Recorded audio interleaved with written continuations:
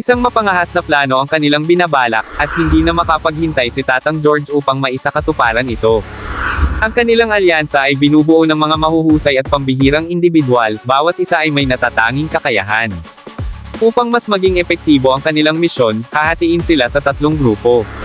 Si Jack, ang ating bida, ay manggagaling mula sa Himpapawid, samantalang si Mr. Fogg naman ay eksaktong dumating na sa isla ng Avalon. Ngunit hindi magiging madali ang kanilang laban, sa kanilang papasukin ay naghihintay ang mga malalakas na nilalang, mga enhanced humans na may kapangyarihang maihahalin tulad sa lakas ni Mr. Fogg. Kakayanin kaya ng alyansa ni Jack ang imposibleng hamon. Ito ang tatalakayin ko ngayon, kaya kung handa ka na, Terren, at simulan na natin. What's up mga Cooks, Manga Moto nagbabalik. Record of Ragnarok spin-off, Jack the Ripper Case Files Kabanata 43. The curtain rises on the decisive battle. Sa pagsisimula ng kabanata, dadalhin tayo sa isang malalim at madilim na bahagi ng isla ng Avalon. Ang paligid ay nababalot ng makapal na kagubatan, kung saan ang mga anino ng gumagalaw na figure ay bahagyang nasisinagan ng kaunting liwanag na dumadaan sa mga sanga. Sa bawat hakbang, ramdam ang tensyon sa hangin, nakakatakot at puno ng panganib ang lugar na ito. Ang lupa ay basa at madulas, at sa bawat paggalaw, nagtatago sa ilalim ng mga ugat ng puno ang makamandag na ahas at iba pang mababangis na hayop. Sa gitna ng karimlan, isang figure ang lumitaw, may hawak na gasera. Sa malamig at seryosong tinig, nagsalita siya. Questionable talaga ang panlasa ng mga bantay ng Royal Dragon. Siya si Faye, walang takot at mapanghamong ngiti ang bumakas sa kanyang mukha habang ipinagpatuloy niya ang pagsasalita. Ayon sa kanyang impormasyon, nagtayo ang kanilang kalaban ng isang pasilidad sa isang isla na sinasabing pinamumugaran ng mga multo. Ngunit para kay Faye, isa lamang itong kalokohan. Hindi siya naniniwala sa mga multo, kaya't hindi siya nababahala sa mga sabi-sabing bumabalot sa isla. Sa hindi inaasahang pagkakataon, biglang bumulyaw si Foggy kay Faye. Huwag kang dikit ng dikit sa akin. May matinding inis sa kanyang tinig at halatang bad trip si Foggy. Dagdag pa niya, mula pa nang pumasok tayo sa kagubatan, kapit ka ng kapit sa akin. Nakakakilabot ka. Napataas ang kilay ni Faye at nagulat sa sigaw ni Foggy. Kaya naman pala hindi siya natatakot sa mga multo, dahil dikit siya ng dikit kay Foggy. Ngunit bago pa lumala ang kanilang ingay, agad silang pinagsabihan ni Noah. Kasalukuyan silang sumasalakay at alam naman daw iyon ni Faye. Sa madaling sabi, huwag na gumawa pa ng ingay. Habang naglalakad, binanggit ni Faye ang kanyang opinyon tungkol sa kanilang plano. Ayos lang sa kanya ang pag-atake mula sa 3 direksyon, ngunit ang hindi niya maintindihan ay kung bakit siya napasama sa grupong ito. Sa kanilang hanay, makikita ang presensya ni Tatang George at Homer. Napatingin si Tatang George kay Faye at nagpakawala ng isang mapang asar na peace sign, samantalang si Homer naman ay napabuntong hininga na lang, waring nasanay na sa kakulitan ng kanilang kasama. Biglang dadalhin tayo sa isang flashback, bago pa sila tumulak patungong Avalon. Sa isang mataong lungsod ng London, sa paboritong kainan ni Jack, ang cafe ni Alice, naganap ang huling pagpupulong ng kanilang grupo. Tahimik silang nakaupo, animoy mga aninong naghihintay ng tamang pagkakataon, habang si Alice ay abala sa paghahanda at paghahatid ng kanilang mga order. Batid ng lahat na hindi pa sila maaaring magsimula ng kanilang seryosong usapan hanggat may ibang tao pang naruroon. Makalipas ang ilang sandali, matapos may hatid ang huling order, ngumiti si Alice at nagpaalala sa kanila, take your time, mag-relax lang. Alam niyang ilan sa mga naroon ay pawang mga dati ng parokyano, habang ang iba na may tila bago sa kanyang paningin. Habang papalayo, bahagyang napangiti si Alice at sa kanyang isipan, talagang napakaraming kakaibang kakilala ng regular customer niya na si Jack. Sa kanyang pag-alis, saka lamang inilabas ni Tatang George ang isang mapa ng isla ng Avalon. Ipinakita niya sa lahat ang lokasyon ng isang malaking abandonadong distillery sa hilagang bahagi ng isla. May malaking posibilidad na naririto ang Project G, ang laboratorio kung saan ginagawa ang mga enhanced humans. Napangiti si Jack, halatang interesado. Isang lumulutang na pasilidad sa karagatan. Mukhang misteryoso, aniya. Mula sa gilid, nagsalita si Noah na may seryosong tono. Mas magulo ang pagsalakay natin, mas mataas ang posibilidad na mapahamak ang mga bihag. Ang pagliligtas kina Luna at Gina ang dapat nating unahin. Dahil sa kahalagahan ng sitwasyon, iminungkahi ni Tatang George na pili lamang sa kanilang grupo ang papasok sa isla upang maiwasan ang labis na atensyon mula sa Royal Dragons. Sabay tanong sa opinyon ni P-Man. Sumang-ayon si P-Man. Kapag nagdala daw sila ng malaking hukbo, tiyak na mapapansin sila at magiging isang ganap na digmaan ito. Mula sa kabilang mesa, nagtanong si Wake. Gaano nga ba kalakas ang puwersa ng kalaban? Muling binalikan ni Piman ang impormasyong natanggap mula kay Alaric, ang unang nakarating sa Avalon. Ayon kay Alaric, ang namamahala sa pasilidad ng Avalon ay isa sa mga leader ng Royal Dragoon, si Zachariah. Siya ang pinuno ng isang batalyon ng Enhanced Humans na kilala bilang Mythical Beast. Bantay sarado siya ng mga ito. Sa masusing obserbasyon ni Piman, mukhang umabot na sa huling yugto ang eksperimento. Gayunpaman, nananatiling hindi tiyak ang kabuoang detalye nito. Wala pa rin silang malinaw na ideya tungkol sa eksaktong bilang ng mga Royal Dragoon Guards na nakatalaga sa isla ng Avalon, isang mahalagang impormasyong maaaring magdikta ng kanilang susunod na hakbang. Napagtanto naman ni Wake na isa itong matinding sugal. Alam niyang anumang pagkakamali ay maaaring magresulta sa kanilang kabiguan o, mas malala pa, sa kanilang kapahamakan. Ngunit para kay Jack, ang sitwasyon ay nagdadala ng kakaibang pananabik. Para sa kanya, ang kawalan ng tiyak na impormasyon ay hindi isang hadlang, kundi isang elemento ng sorpresa na maaaring pabor sa kanila. Dahil dito, isang mapanuksong ngiti ang sumilay sa kanyang mukha, na siyang nagpagalit kay Widow. Ano ba, Jack? Hindi ito ang tamang oras para maging excited. Inis na tugon ni Widow. Kapag natuklasan ang ating pag-atake, isang telegrama ang agad na ipapadala mula sa isla. At sa sandaling makarating ito sa pangunahing hukbo ng Royal Dragoon Guards, tiyak na dadagsa ang kanilang mga karagdagang puwersa.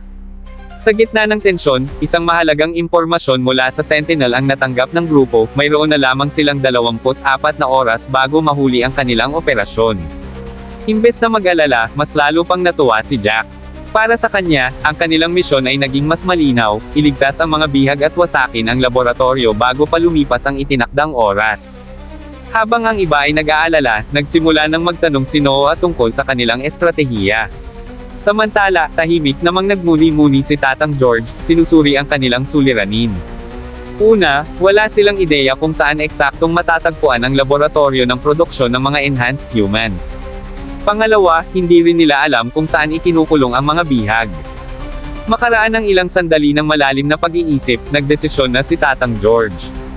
Iiwasan nila ang hilagang pantalan, kung saan nakaistasyon ang mga bantay ng Royal Dragoon Guards. Sa halip, maglalayag sila patungo sa mabatong timog na baybayin ng Avalon, isang lugar na malayo sa mata ng mga kalaban. Kapag nakadaong na, maghihiwalay sila sa tatlong ruta, timog, silangan, at kanluran, upang sabay-sabay na salakayin ang distillery. Ang bawat pangkat ay magkakahiwalay na maghahanap ng pasilidad, mabilisang tutukuyin ang kinaroroonan ng mga bihag at ang laboratorio. Kapag natunton na ang kanilang mga target, muling magsasama-sama ang tatlong pangkat upang maisigawa ang huling hakbang ng kanilang misyon. Sa matinding determinasyon, napahampas sa mesa si Tatang George at buong kumpiyansang idineklara, lilipulin natin ang lahat ng ating mga kaaway sa isang bagsakan. Kasabay nito, napatawa siya at pabirong nagtanong sa kanyang mga kasamahan, perpekto ba? Tahimik lang si Monk, ngunit sa isip niya, may mga butas ang plano. Para kay Wake, bagamat mukhang matibay ang plano ni Tatang George, tila masyado itong pabigla-bigla. Hindi pa nila alam ang kabuoang pasikot-sikot ng distillery, kaya't may panganib na maligaw sila o mahulog sa isang patibong. Gayunpaman, wala na silang ibang pagpipilian. Sa wakas, nagdesisyon na ang grupo. Inanunsyo ni Tatang George na sa mismong hating gabi, sisimulan nila ang pagsalakay sa Avalon. Ang 5 pangunahing organisasyon, Mother Goose, Jack the Ripper, at Sentinel, ay mahahati sa 3 grupo. Sa sandaling makadaong sila sa isla, agad nilang isasagawa ang kanilang plano. Ngunit bago pa tuluyang matapos ang usapan, biglang sumingit si Monk. Sandali lang, aniya. Walang problema kung aatake tayo mula sa 3 magkakaibang direksyon. Pero dapat ang bawat pangkat ay binubuo ng magkakaibang kasapi mula sa bawat organisasyon. Bahagyang nagtaas ng kilay si Tatang George at nagtanong, anong dahilan? Isang tusong ngiti ang lumitaw sa mukha ni Monk bago siya sumagot. Huwag nating kalimutan, magkakalaban pa rin tayo. Ngayong pagkakataon lang ito na nagkataong magkatugma ang ating mga interes, pero hindi ibig sabihin nito na pinagkakatiwalaan ko kayo. Napatingin ang lahat kay Monk, na pagtanto ang katotohanan ng kanyang sinabi. At kung sakali mang ito ay isang patibong, patuloy niya, mas malaki ang tsansa nating mabura kung magkakasama lang tayo sa iisang grupo. Hindi natin alam kung sino ang maaaring magpahamak sa atin. Mabilis namang naunawaan ni Tatang George ang nais ipahiwatig ni Monk. Upang maiwasan ang anumang pagtataksil o lihim na motibo, kailangan nilang bantayan ang isa't isa. Sangayon dito si Piman, kaya't napagdesisyonan nilang sundin ang mungkahi ni Monk upang mapanatili ang balanse ng kanilang pansamantalang alyansa. Sumang-ayon rin ang ating bida, sapagkat para sa kanya, isang nakaaaliw na palabas ang kanilang pupuntahan. Dito niya iminungkahi na ang pagpili ng mga magkakasama sa isang grupo ay dadaanan sa palabunutan. Mabilis siyang nagsulat ng mga pangalan at, nang hindi nagtagal, ipinakita niya sa lahat ang kanyang ginawa. Napahalakhak si Tatang George at sinabing mukhang masaya ang naisip ni Jack. Sa kabilang banda, dismayado naman si Widow sa ideya ng ating bida. Samantala, pinaalala ni Piman na magsisimula ang kanilang operasyon sa pagsikat ng araw at gagalaw sila sa hudyat ni Alaric, na nauna nang pumunta sa Avalon. Lulusab ang tatlong grupo nila mula sa tatlong magkakaibang direksyon, nang sabay-sabay. Matapos ipaliwanag ang plano, nagtanong si Piman kung may tutol pa ba.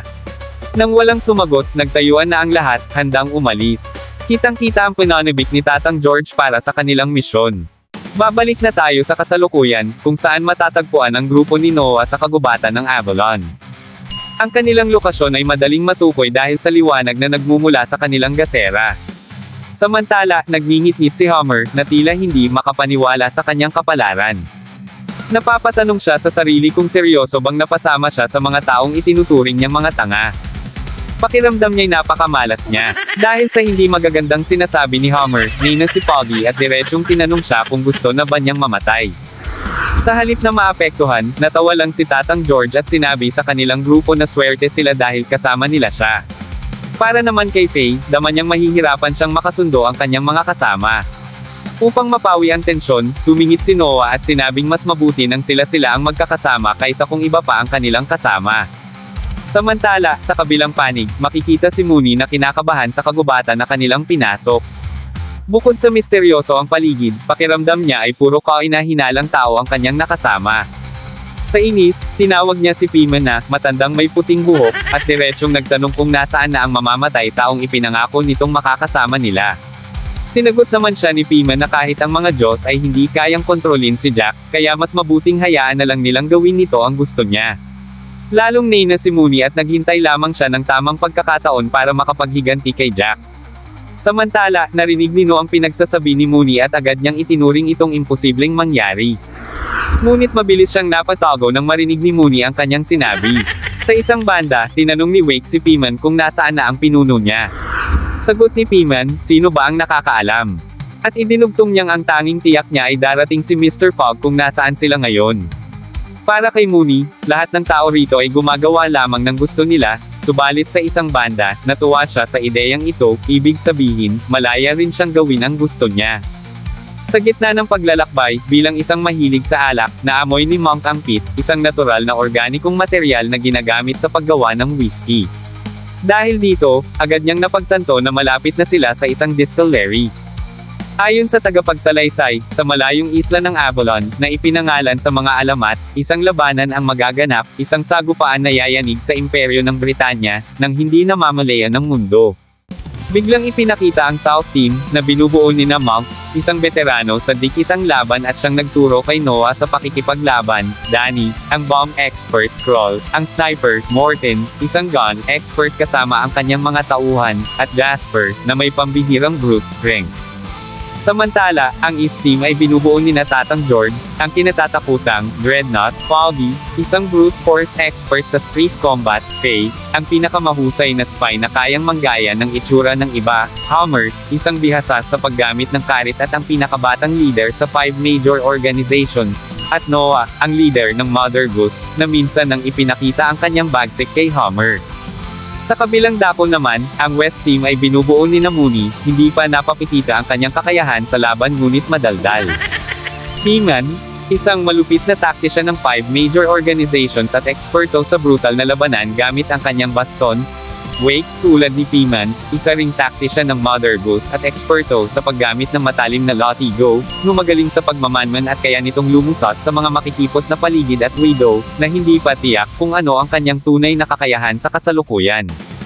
Ipinagpatuloy pa ng narrator na ang Mother Goose, 5 major organizations, at Sentinel, lahat sila ay 15 miyembro ng pinakamalalakas na pinaghalong koponan ng Underworld, kasama pa ang 2 halimaw.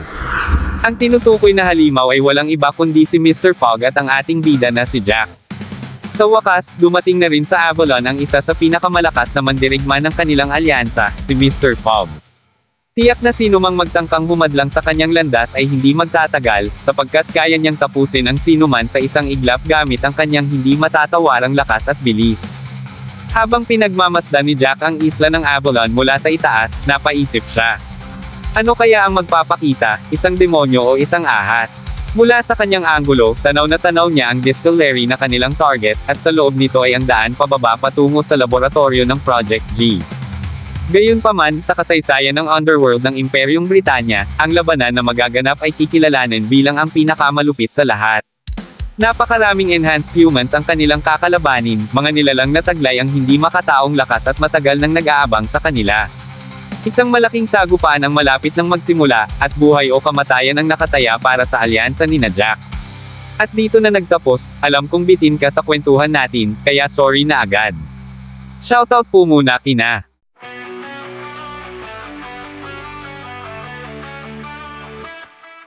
sa bawat pahina, sinjan, pusistang kasaysayan, sa kanyang tangan, mga moto, ikaw ang gabay, sa laban ng Diyos at tao, tagumpay ang taglay.